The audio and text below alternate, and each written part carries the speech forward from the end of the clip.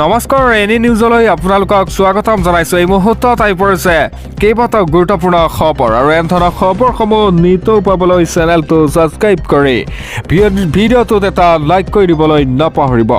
তেনে বলক এই নকৰি খবৰকেইটা আৰম্ভ কৰোঁ। দিব লৈছো প্ৰথমটো খবৰ। এটা ব্ৰেকিং নিউজ আহি পৰিছে। গণৰাজ্য দিৱসৰ প্ৰাক্ষণত ৰাজ্যত ভয়ংকৰ ঘটনা সংঘটিত হয়। হঠাতেই চাইৰেনৰ শব্দত কঁপি উঠিছে বৃহত্তৰ অঞ্চল। ঘটনা কেন্দ্ৰ কৰি এতিয়া ৰূপহীহাটত তীব্ৰ চাঞ্চল্য। দিব লৈছে এটা ব্ৰেকিং নিউজ। গণৰাজ্য দিৱসৰ প্ৰাক্ষণত ৰাজ্যত হৈছে ভয়ংকৰ ঘটনা। অগ্নি নিৰ্বাপক বাহিনীৰ বাহনৰ চাইৰেনত কঁপি উঠিছে এতিয়া বৃহত্তৰ অঞ্চল। বিধ্বংসী অগ্নিকাণ্ডত জাহ গ'ল এখন ধাবা। লক্ষাধিক টকা সা সম্পত্তি ভস্মীভূত এই অগ্নিকাণ্ডত। ৰূপহীহাটৰ অনাৰ এখন ধাবাত সংঘটিত হৈছে এই ঘটনাটো। দুষ্কৃতিকাৰীয়ে অগ্নিসংযোগ কৰাৰ সন্দেহ এতিয়া আৰক্ষীৰ। ঘটনাস্থলীত উপস্থিত হৈ ৰূপহীহাট আৰক্ষীয়ে তদন্ত আৰম্ভ কৰিছে। ঘটনা কেন্দ্ৰ কৰি তীব্ৰ চাঞ্চল্যকৰ পৰিৱেশ। দিব লৈছো আনটো খবৰ। এটা মিয়াৰ নাম থাকিব নালাগিব ভোটাৰ তালিকাত। মিয়াৰ ক্ষেত্ৰত কোনো কম্প্ৰমাইজ নহ'ব। মিয়াক ৰক্ষণাবেক্ষণ দিয়াসকল স্পষ্ট বাৰ্তা অসমীয়া যুৱ মঞ্চৰ। মিয়াৰ প্ৰেম দেখুৱাবলৈ হ'লে ভয়াৱহ পৰিস্থিতি হ'ব। শুদ্ধ ভোটাৰ তালিকা প্ৰকাশ কৰিবলৈ নিৰ্বাচনী আয়োগলৈ আহ্বান জনায় অসমীয়া যুৱ মঞ্চই। দিব লৈছে এটা ব্ৰেকিং নিউজ। অবৈধ বাংলাদেশী মিয়াৰ নাম থাকিব নালাগিব ভোটাৰ তালিকাত। মিয়াৰ ক্ষেত্ৰত কোনো কম্প্ৰমাইজ নহ'ব। 71 পিছত অহা মিয়াৰ নাম থাকিব নালাগিব ভোটাৰ তালিকাত। অসমে কোনো বাংলাদেশী মিয়াৰ বুজা নলয়।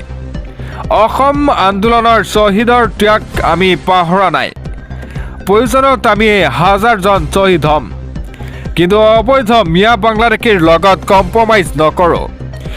মিয়াক ৰক্ষণাবেক্ষণ দিয়াসকলক এই সকিয়নি জনায় অসমীয়া যুৱ মঞ্চৰ নেতা চিতু বৰুৱাই। অসম আন্দোলনতকৈও ভয়াৱহ হ'ব পৰিস্থিতি। কংগ্ৰেছৰ কাৰণেই এতিয়া মিয়া বাংলাদেশীয়ে সাহস পাইছে। কংগ্ৰেছৰ বাবেই ভোটাৰ তালিকাত অবৈধ মিয়া বাংলাদেশীৰ নাম সোমালে। বৰ্তমান অসমীয়া জাগিছে আৰু জাগিবই। মিয়া প্ৰেম দেখুৱাসকলক সময়ত দিয়া হ'ব এতিয়া উত্তৰ। শুদ্ধ ভোটাৰ তালিকা প্ৰকাশ কৰিবলৈ নিৰ্বাচন আয়োগলৈ আহ্বান জনায় অসমীয়া যুৱ মঞ্চই। অবৈধ বাংলাদেশী মিয়াৰ নাম থাকিব নালাগিব এতিয়া ভোটাৰ তালিকাত, এনেদৰে হুংকাৰ জনায় অসমীয়া যুৱ মঞ্চই। দিব লৈছো আনটো খবৰ। বাংলাদেশক সমৰ্থন কৰি বিপদত পৰিছে এতিয়া পাকিস্তান। ICCয়ে ক'লে পাকিস্তানে T20 বিশ্বকাপ নেখেলিলেই লোৱা হ'ব একশ্যন। PSLক বিদেশী খেলুৱৈ অংশগ্ৰহণৰ ওপৰত আৰোপ কৰা হ'ব নিষেধাজ্ঞা। পাকিস্তানক এছিয়া কাপৰ পৰাও বাহিৰ কৰি দিয়া হ'ব। পাকিস্তানত এতিয়া হাহাকাৰ পৰিস্থিতি। দিব লৈছো এটা ব্ৰেকিং নিউজ। বাংলাদেশক সমৰ্থন কৰি বিপদত পৰিছে এতিয়া পাকিস্তান। পাকিস্তান ক্ৰিকেট দলক সকিয়নি ICCৰ। T20 বিশ্বকাপৰ প্ৰত্যাহাৰ কৰাৰ ভাবুকি দিয়া পাকিস্তানক এতিয়া কঠোৰ সকিয়নি। T20 বিশ্বকাপক প্ৰত্যাহাৰ কৰিলেই ICCয়ে ল'ব এতিয়া কঠোৰ ব্যৱস্থা। T20 বিশ্বকাপৰ চমু চপাৰ লগে লগে বৃদ্ধি পাইছে এতিয়া বিতৰ্ক। প্ৰথমে বাংলাদেশক বহিষ্কাৰ আৰু এতিয়া পাকিস্তানক সকিয়নি। ক্ৰিকেট বৰ্ডৰ মুৰব্বী মহচিন নাকভিৰৰ মন্তব্যক লৈ এতিয়া সূত্ৰপাতৰ বিতৰ্ক। বাংলাদেশক সমৰ্থন কৰি পাকিস্তানৰ বিশ্বকাপৰ পৰাও আঁতৰি দিছিল ইংগিত। এটা পাকিস্তানৰ এই স্থিতিৰ পিছতে ICCয়ে দিয়ে সকিয়নি। পাকিস্তানে এনে সিদ্ধান্ত ল'লে সন্মুখীন হ'ব নিষেধাজ্ঞাৰ। PSLত বিদেশী খেলুৱৈৰ অংশগ্ৰহণৰ ওপৰত কৰা হ'ব এতিয়া নিষেধাজ্ঞা। PSLৰ আন্তঃৰাষ্ট্ৰীয় স্বীকৃতি কাঢ়িলোৱাও হ'ব। কোনো দেশে পাকিস্তানৰ সৈতে দ্বিপাক্ষিক শৃংখলাত অংশ ল'ব নোৱাৰিব। পাকিস্তানক এছিয়া কাপৰ পৰাও বাহিৰ কৰি দিয়া হ'ব। ICCৰ পাকিস্তানক দিয়া পুঁজি কৰ্তন কৰিব। ICCয়ে এনে সিদ্ধান্ত ল'লেই পাকিস্তান ক্ৰিকেটে সম্পূৰ্ণৰূপে হৈ পৰিব ধ্বংস। পৰৱৰ্তী খবৰ। মিয়া বাংলাদেশৰ পৰা আহিছে। মিয়াই বৰ অসম গঢ়িব নোৱাৰে। মিয়াই অসম গঢ়িলে হ'ব বৰ বাংলাদেশ। মিয়াক লৈ বৰ অসম গঢ়াৰ কোৱা কথা বিৰোধীৰ এতিয়া প্ৰত্যুত্ত মুখ্যমন্ত্ৰীগৰাকীৰ। দিব লৈছে এটা ব্ৰেকিং নিউজ। মিয়াৰ বাংলাদেশৰ পৰা আহিছে।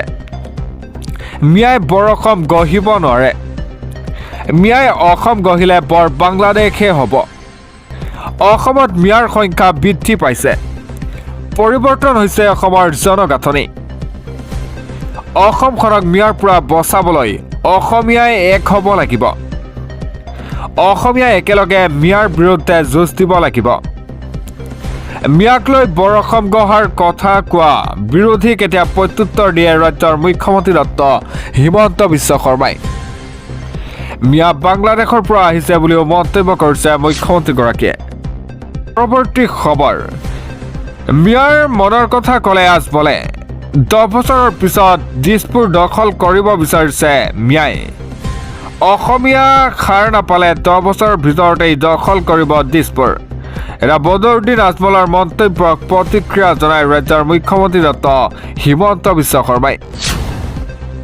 মিয়াৰ মনৰ কথা ক'লে এতিয়া আজ বলে 10 বছৰৰ ভিতৰত দিছপুৰ দখল কৰিব বিচাৰে মিয়াই অসমীয়া এক হ'ব লাগিব আজমলে যি কৈছে সেইটোৱে মই কৈছো অসমীয়া খাৰ নাপালে 10 বছৰৰ ভিতৰত মিয়াই দখল কৰিব দিছপুৰ তেওঁলোকৰ মনত থকা কথাটোৱে আজমলে মুখেৰে কৈছে এই কথাৰ পৰা অসমীয়াই শিকিব লাগে মিয়াক কিদৰে ৰখাব পাৰো তাৰ কাৰণে চিন্তা কৰিব লাগে বদৰুদ্দিন আজমলৰ মন্তব্যক লৈ এই প্ৰতিক্ৰিয়া ৰাজ্যৰ মুখ্যমন্ত্ৰীগৰাকীৰ মিয়াৰ মনৰ কথা ক'লে আজমলে পৰৱৰ্তী খবৰ অসমৰ নুৰুদ্দিন আহমেদলৈ পদ্মশ্ৰী সন্মান অসমবাসীৰ বাবে গৌৰৱৰ খবৰ বটদুৱা প্ৰকল্পত হাতৰ পৰশত দিয়া নুৰুদ্দিন আজমললৈ এই বিশেষ সন্মান গণৰাজ্য দিৱসৰ দিনাই ৰাষ্ট্ৰপতিয়ে প্ৰদান কৰিলে এই সন্মান এনে আপুনিও জনাওক শুভেচ্ছা দিবলছে এটা ব্ৰেকিং নিউজ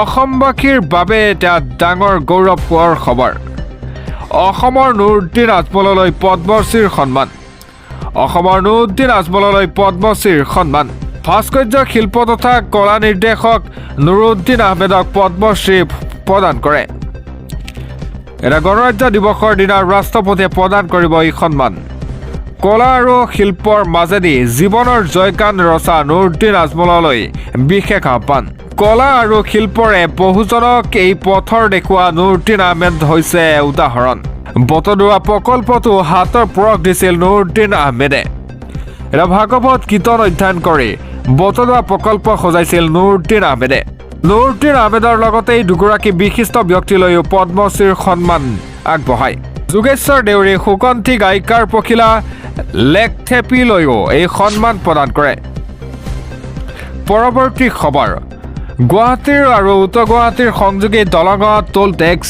সন্দৰ্ভত এতিয়া মুখ্যমন্ত্ৰী হিমন্ত বিশ্ব শৰ্মাৰ ডাঙৰ মন্তব্য সকলো বাহনে এতিয়া দিব নালাগে টোল টেক্স কেৱল বাছ আৰু ট্ৰাকৰ পৰাহে লোৱা হ'ব টোল টেক্স দিবলৈছে এটা ব্ৰেকিং নিউজ গুৱাহাটীৰ উত্তৰ গুৱাহাটীৰ সংযোগী দলঙৰ টোল টেক্সৰ সন্দৰ্ভত মুখ্যমন্ত্ৰীৰ ডাঙৰ মন্তব্য কেৱল বাছ আৰু ট্ৰাকৰ পৰাহে লোৱা হ'ব টোল টেক্স অটো ৰিক্সা গাড়ী মটৰ আৰু চাইকেলত দিব নালাগে টোল টেক্স চাৰিচকীয়া বাহনেও দিব নালাগে টোল টেক্স নিদিয়াকৈ কৰিব পাৰিব এতিয়া যাত্ৰা গুৱাহাটী আৰু উত্তৰ গুৱাহাটী সংযোগী দলঙৰ টোল টেক্সৰ সন্দৰ্ভত ৰাজ্যৰ মুখ্যমন্ত্ৰী হিমন্ত বিশ্ব শৰ্মাৰ এই ডাঙৰ মন্তব্য কেৱল বাছ আৰু ট্ৰাকৰ পৰাহে লোৱা হ'ব টোল টেক্স পৰৱৰ্তী খবৰ বিয়াৰ দিনাই দৰা মাইকেল বসুমতাৰীৰ লগত মৰ্মান্তিক ঘটনা উকা হৈ থাকিল